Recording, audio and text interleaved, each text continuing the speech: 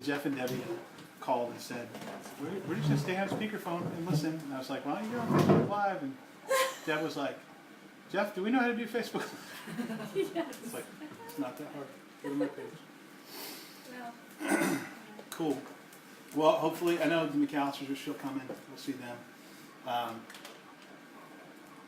My thought all this week has been Gideon in the book of Judges and how God keeps parsing that number down. It's like, you got too many. I want to do a victory through you, but I don't want you to get credit for it. I want to get credit for it.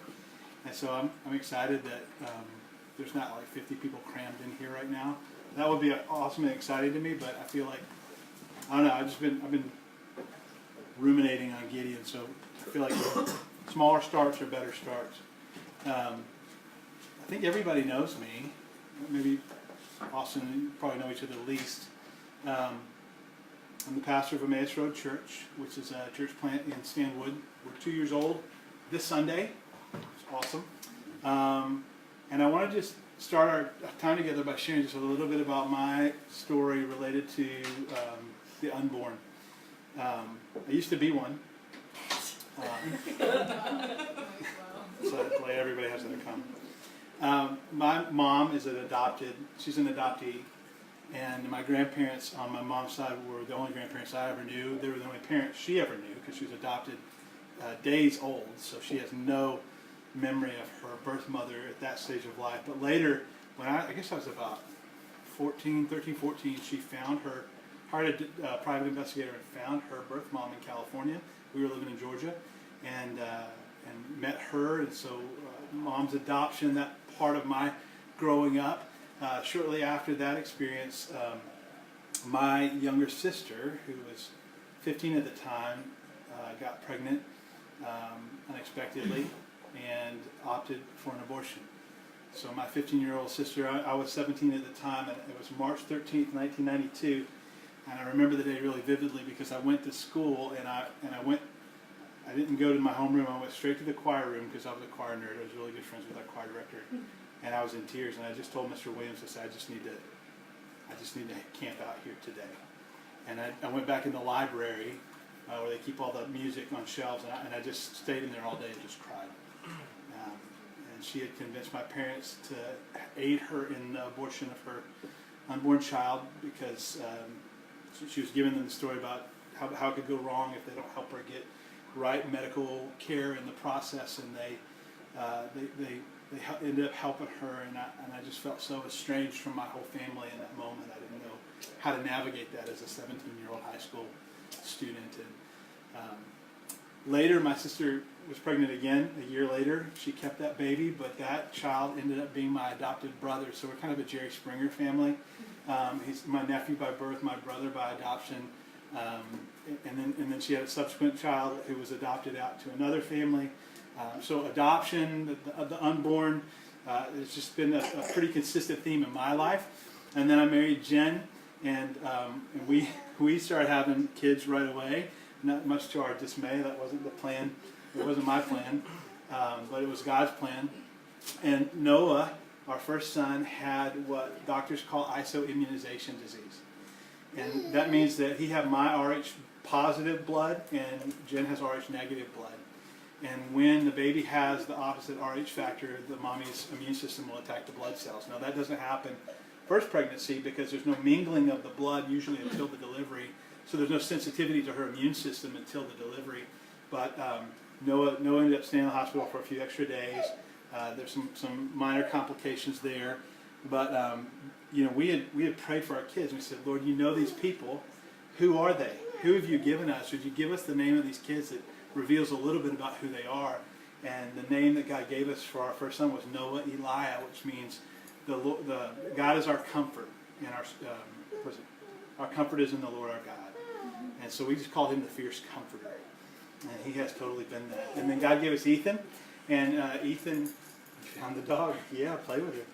Ethan, because of the isoimmunization problem, Ethan had a whole blood transfusion in utero while he was still in Jen. Had to have a transfusion in utero. And then as soon as he was born, he had a full blood exchange.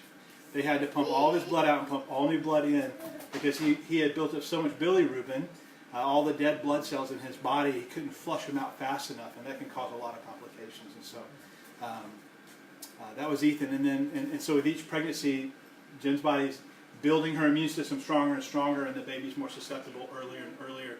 And so then we got pregnant with Luke, our third son, whom none of you have ever met, because he's with Jesus, because at 6 months in the womb, he succumbed to the process and went to be with the Lord. And so we went through that with our college students. We were doing campus ministry at the time, and I just remember in our living room that night, they all came around us in the days following, and I remember we were singing "Blessed Be the Name of the Lord." When we got to that bridge, it says, "You give and take away." It was just so incredible to sing that and to feel the weight of that reality that the Lord gives and the Lord takes away. But Ethan, I forgot to mention, Ethan's name means strength. Ethan Josiah is our strength, comes from God's support. And then Luke's name means bringer of light. And so it was a season where God really brought light into our lives, even in the hardship of losing his son. And then this miracle baby we had named Abigail. And Abigail is Father's delight, and her middle name is Joy, because we just thought there's not enough delight. We got to just give the exclamation mark in her name. And she had 6 transfusions in the womb. It was so aggressive. The doctors fought for her 6 blood transfusions in the womb, and it wasn't the kind of thing they had to long needle in the front, pin down the umbilical cord, and when they extract, pray that Jen's umbilical cord doesn't continue to bleed out, because then they have to do an emergency C-section to get the baby out. So tons of stress, tons of prayer. All the people all over the world praying for Abigail, and she came through. She had a full blood exchange after she was born. Stayed in the NICU for 2 weeks, and so all of that is to say, like we probably have more experience in not.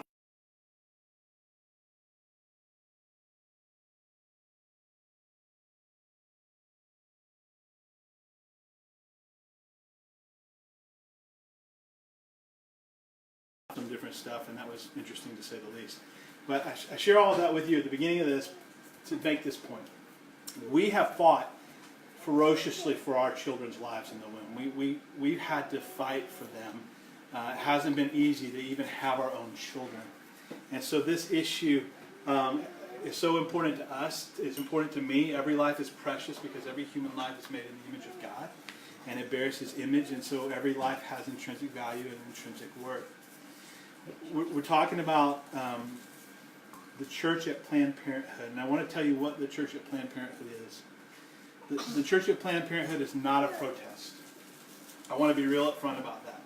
As we move forward as a church, and I have a meeting on Tuesday with 4 or 5 other area pastors, as we move forward in this, I want everybody to be really clear. This is not a protest.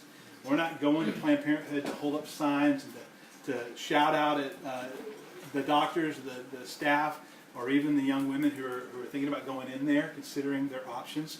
That's not what we're going to do. The church at Planned Parenthood is a worship service, basically at the gates of hell. It's a gathering of Christians for the worshiping of God and for corporate prayer and for corporate repentance for our nation, repentance for a largely apathetic church for many decades now, and repentance of our own blood guiltness in this holocaust of innocent lives. And so we just want to be there in the place where this is happening and seek the Lord to do the thing that only God can do for us. We can't legislate this. We can't. It's just not. It's not going to work. So we need the Holy Spirit to move in power. I want to share just a few things about what's right and good about this idea of the church at Planned Parenthood. Number one, it takes the bushel off of our light. That's what Jesus said in Matthew 5. He said, "You're the light of the world. The city on a hill can't be hidden." And people don't light a lamp and put it under a basket. They put it up on a stand so that it gives light to the whole house. But in the same way, let your light shine before others that they may see your good works and give glory to your Father who's in heaven. So it takes that basket, that bushel off of our light as the church and lets us shine in a dark place. The second thing I would say, what's right about the church at Planned Parenthood, is that it fights the battle with worship. We tried for decades to legislate this issue, and I would just say to you, if we could pass legislation tomorrow that would padlock every abortion clinic, there'd still be lines around the block. Because we haven't changed, the legislation can't change the heart. Laws can't change the heart. And so I love this idea of fighting the battle with worship. And that's what Psalm 149 says. The psalmist says, we praise the Lord, we sing a new song, and he goes on about the praise band and all the parts of the band playing there, and the Lord takes pleasure in his people. And then he says this, he says, let the praises of God be in their throats and a two-edged sword in their hands, to execute vengeance on the nations and punishment on the people, and to bind their kings with chains and their nobles with fetters of iron. And so just the acknowledgement that our worship is powerful in that way, right? When God's people gather in worship, there's power in the worship. It's really simply church. We're just talking about doing church, but it's doing more as the church. It's not just hanging out in our facilities, right, and enjoying our coffee bar, there's nothing inherently wrong with that. But it's doing more as the church. It's expressing a deep care and concern for this issue in our culture. I got an email this evening from a concerned individual who she wasn't able to come tonight, but she raised this issue. She asked me, is this something that's going to put women down for the choices that they make? This is the first I've ever heard of such a vision or idea. I'm trying to understand the intent here. Thank you. And this was my response to her. I said, not at all. There's grace and forgiveness for everyone who turns to Jesus, even women who've aborted their babies. Jesus forgives and he loves. Now, this is a movement that's gaining traction, whereby the church begins to meet at Planned Parenthood, not to protest, but to worship Jesus and to pray for his power to change what we are unable to change in ourselves. For his power to come into that vacuum and work in a way that we can't make happen. It raises money for this cause.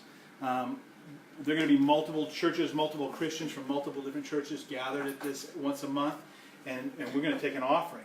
And that offering is going to go 100% every time we do this to, we don't know which ministry yet, but we want to fund the ministries that are able to meet these women in their hopelessness and in their confusion and in their hurting, and minister to them in really practical ways and help them, steer them towards a decision to keep this child, right? So this is one of the ways we're going to fund ministry.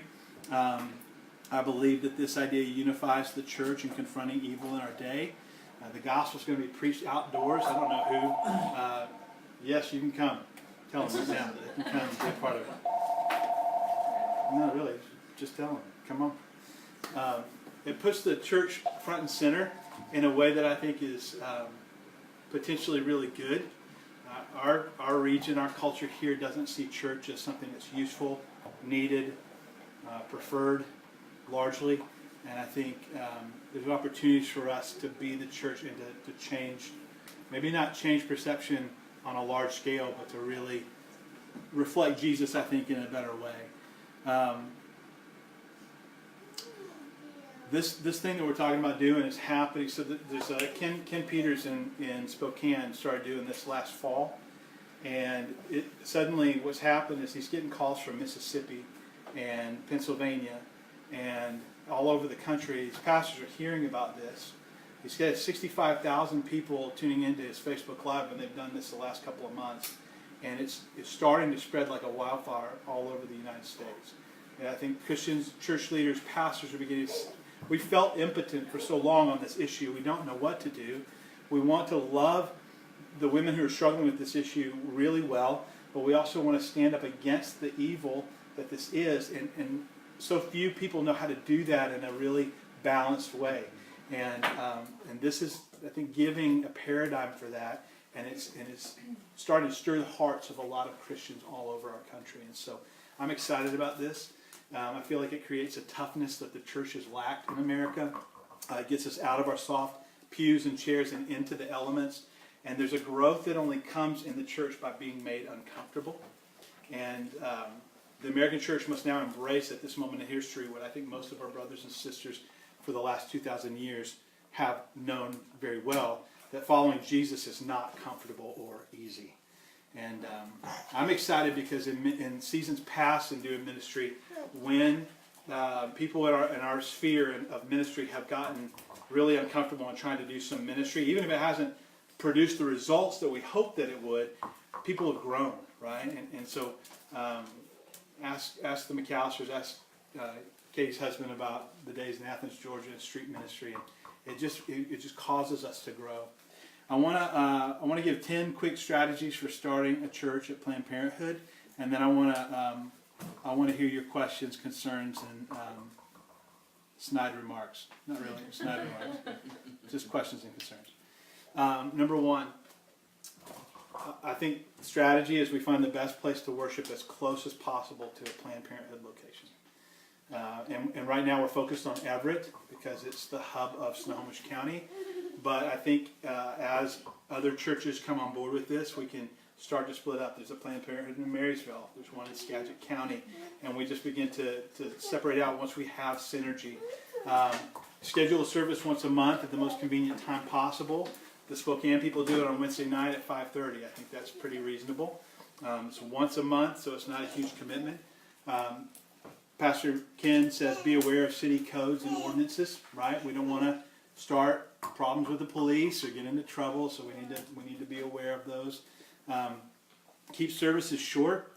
If you're in Spokane and you went to the one in December, they kept it short because it was cold, right? And so it's rain or shine, the people of God are going to gather.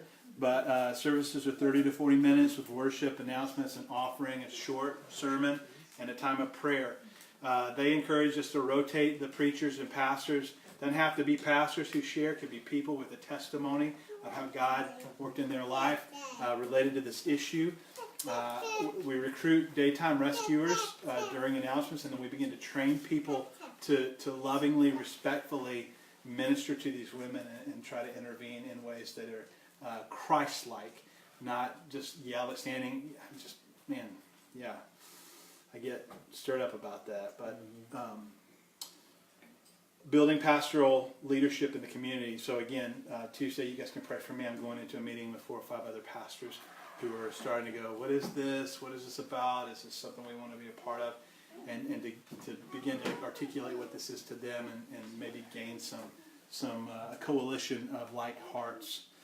Invite anyone and everyone to come to this. But let's be clear as we do that, what our intent is and what the heart of this is, right? And then pray for revival. I think, and this is more stirring for me than even the issue itself. And I feel really passionately about the issue of abortion. But who was I talking to? A pastor friend, I don't remember who it was just last week, in a context of a meeting, a group of other pastors and leaders. I do remember who it was. It's Steve Mitchell's down at Northview in the Linwood area. He's in his, I'm going to get it wrong. Steve, if you're watching, I apologize. He's in his early 60s. Anyway, he's thinking, next 5 years he's going to retire. He said, I believe there's a revival coming, the likes of which the church has never seen. And I believe that too. And I want to be a part of that. And I think it's going to take us getting really uncomfortable for the sake of the gospel and dealing with some of these issues in our culture that's going to get us to that place where God begins to stir the hearts of people that are complacent. And it starts with the house of God. Let judgment start with the house of God, right? And it begins with us, and we become passionate, but in a Christ-honoring way. I don't know about you, but I get passionate and destructive at the same time, right? I get passionate like a 2-year-old on a sugar high and start just tearing things to shreds. That's not the passion that Christ has called us to. It's a passion that's controlled and measured. And so I'm excited. I think we're not going to do this perfectly out of the gate, but Jesus is going to lead his church, and we're going to do our best to stay in step with the Spirit and to be sensitive to his leading and to see what happens. And so I'm excited. I'm glad you guys came out tonight. I want to take time to answer any questions that you have, or if anybody has anything they want to share related to this. I know I spent some time with the Swartzes earlier today, and would love for you guys to give voice to what you shared with me. Anybody questions first? Concerns? Have you looked into the permitting for that? I have not. That would be a good that's next city step. limits, so that Yep. you'd have to have a permit. Okay. Okay. You know, So and I'm sure that'll come up with the pastors on Tuesday as well, what that looks like and who could kind of be the tip of the spear on getting that going for us. That's good. Yeah. another thing to think about too is I'm very proud of you because it sounds like you're thinking about this in the right way. You're not looking for screaming, you're not looking for bashing, you're not looking for silly signs on a street corner with a microphone. But when you have the good intentions, you could have the most peaceful protest in the world, but then you got these silly children that are gonna come into this and try and change that. Yeah, it's possible. And is there something you guys have thought about also how you would handle that? I think that's another thing probably on Tuesday too that we will talk through is the tone of what we're doing is important, and the consistency of that tone is important, and guarding that is something we got to think through. Yeah, because for the initial starting, you communicate that to everybody involved up front. You say this is the tone of what we're wanting to do, and if you can't respect that, that's probably not the place for you to be. Oh, I'm not But talking about you're- people yeah, you invite, yeah, no, I'm talking you're about right. people that are just walking down the road and they're Well, like, protest! Right, and so maybe those people come in and they see that that's not what's happening. I think probably the easiest thing I would say, the more informed the people are who are the core of this happening, the more people there are on site to just say, hey man, can we step aside, let me just tell you what's going on here, and taking that on in the moment. I don't know that there's a way to preempt that. I think we just have to deal with it as it comes. But yeah, it's a good thing to be aware of and mindful of. Definitely.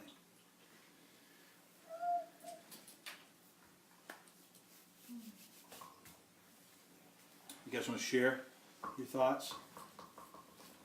Yeah, well, kind of what you said, so thank you for starting it, was, like I shared with him earlier, I was that woman 10 years ago where I did walk through those doors at North Everett Planned Parenthood. And that was before I knew the Lord and stuff, but you know, and there was protesters out there picketing and stuff at that, I'll never forget. And not one person, you know, reached out of those protesters, even though they were so against it, to be like, hey, you know, why are you doing this? Like, let me talk to you, you know? And so, and I mean, at that time, I was in such a bad place that I probably wouldn't have cared anyways. But,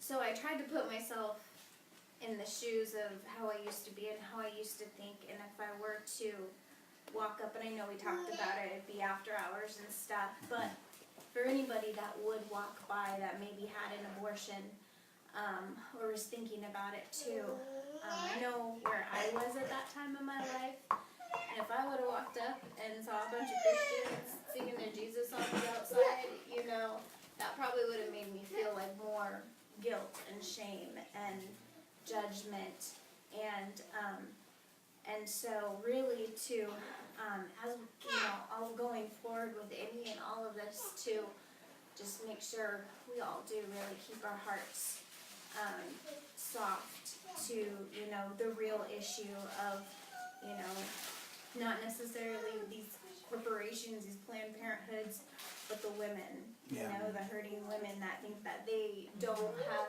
any other option, or they're so stuck in the world and they're stuck in the lies I know I was in of, you know, I don't want to be a single mom, and I don't want, you know, all of these things that, you know, I know are so easy now knowing the Lord, but nobody was there to reach out and talk to or whatnot. So, but to really stay sensitive to the women, because by helping them, that's what saves lives. I want to thank you because I would have shut myself off and been completely, I can't believe I'm here type of a feeling. But being the way that you explained in your heart, and being the way that you just explained, it actually helps so much because it's different than I thought. Yeah. It's not a protest, it's an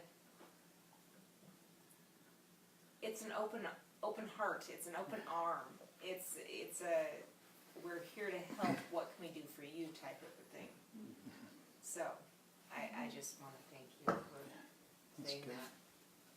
That's good. I feel like the message that the world puts out there for these women is that they have no hope.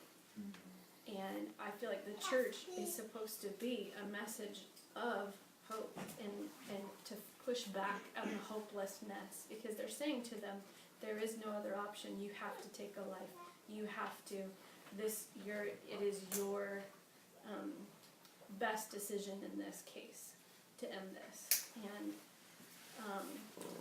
hopelessness can be so overwhelming that I just feel like somebody has to say, no, there is hope. And we have to show that. We have to reveal that with our faces and with our hands and, with our signs that say, thank you, Lord, for the hope you've given us. And without making them feel No, alienated for doing this. right, or calling them to. Yeah, I love it. I think that's going to be the biggest continuing ongoing challenge, is to stay in that sweet spot, right? Where we're honoring Jesus in his heart, his love for those women, and speaking the truth in love. But here's one of the best parts of this dynamic that I think helps us with this, is that if we do a 5:30 or 6 p.m. service, Planned Parenthood's closed down at that point, so the likelihood that we're going to have interaction with doctors, clinicians, or even potential patients is really low.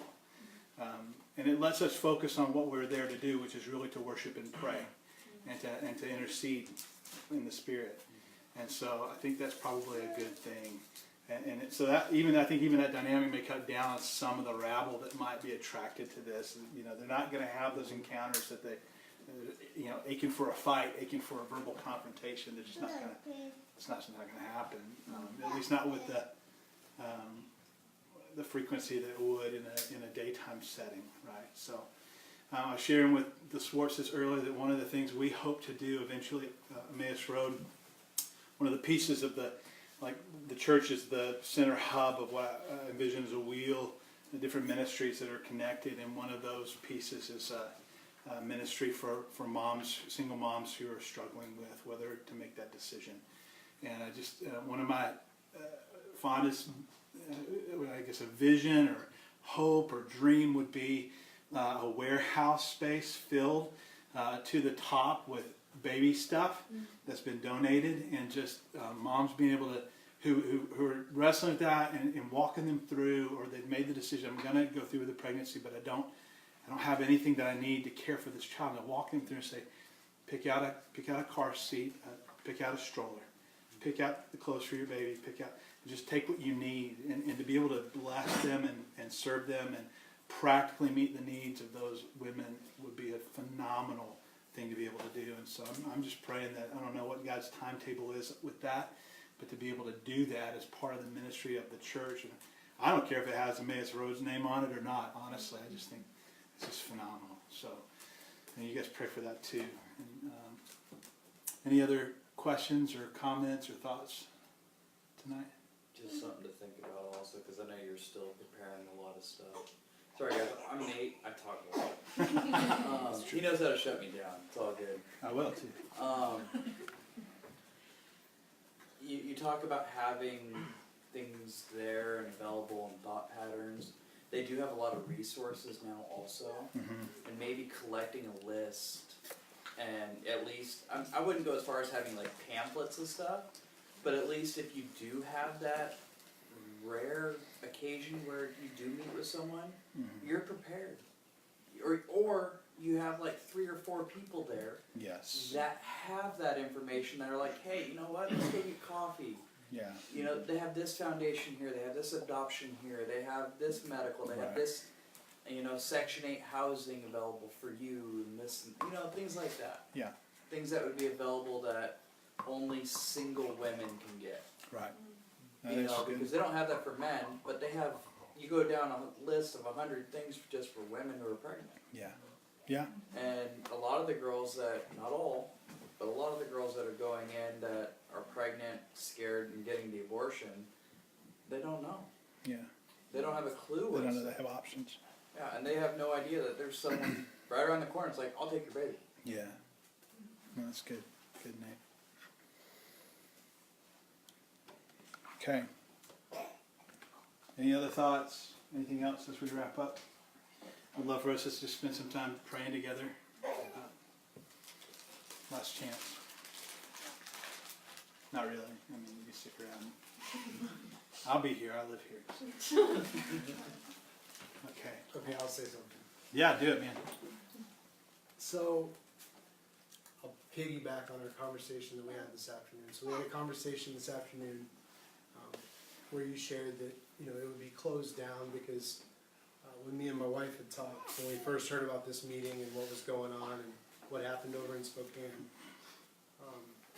you know, for me, I really vividly, the scripture passage came to mind where the woman gets thrown in front of Jesus, and you know, she's guilty, and they're all ready to stone her, and they say, well, what do you think we should do, you know? And he had every right to cast judgment on her, but he didn't. Yeah. And I think that's the beauty of going to this place when it's closed. I guess I just want to affirm my agreement with that because, see, a lot of times I think we get so wrapped up in just doing things the way the world does things. And like going through like you said, the politics and the reform, and we want to, you know, and giving them the stuff is neat and it's awesome and it's practical. But the reality is that you can give them every program, and you can give them all the clothes, and you can give them all the money, and you can give them everything, and there's still this gaping hole inside of them that can only be filled by Jesus. That's right. And so the purpose is to go and to realize that it's not the doctors, it's not the government, it's the principality and the powers and the rulers and the dark things that have a hold of the property itself. Yeah. They're operating in our culture, Yes. in our world, and making a stand against the things that people don't seek. Yes. Because we waste so much time beating the air against people when they're just tools. Yeah. They're just tools that are duped by the enemy's lies. Yeah. And so, you know, I think that the fact that it's not focused at anyone, but instead against the very places that are housing the slaughterhouses, I think that's I stand in agreement with it. Yeah. And I think it's beautiful. And I think I just want to agree with you and affirm that to get into those altercations with people is the very distraction that I think our enemy would want for us. To not be focused on intercession and prayer and pleading with the Spirit to do that work would be his delight, for us to be distracted with dealing with people who are the antithesis of that, right? So I think we want to be ready to deal with potential, women who are struggling, but I don't want to be distracted with signs and yelling at doctors, and I just think you're right, that's the wrong battle, and give our energy to the wrong thing. So I'm with you, man. Yeah, Katie. I want to just completely and totally affirm and echo, yes, absolutely everything that you said, Jeremiah. I think it would be really important for us each service there to start with, remember our purpose here is to fight against the powers and the darkness that's actually here right now, as opposed to anything else that, and just like really making sure that whoever comes might not be super aware of that. If this is something that's going to be a growing movement, we're going to get a lot of people. Yeah. And so I think it's really important that we start each of that with that mindset, and just being really upfront about that. And then also, look, if we get people that are either curious or malicious, that our focus for the actual person itself is focused around the commission, know him and make him known. And I think it would be a really good just a good thing to open with. Yeah. So. Good reminder. Good. Okay. Well, I'm gonna just share my, I think, prayer points for tonight. Is as I meet with the pastors this week, I'd like for us to set our first date for our first worship service. And I think if we can gather enough Snohomish County churches, we can begin to diversify, focus on Lake Stevens and Marysville, Burlington, Mount Vernon. But until then, we're just going to give our best effort to Everett. So, would you guys just spend some time in prayer? I'm going to shut down the feed, the live feed, and if you're watching, spend some time praying.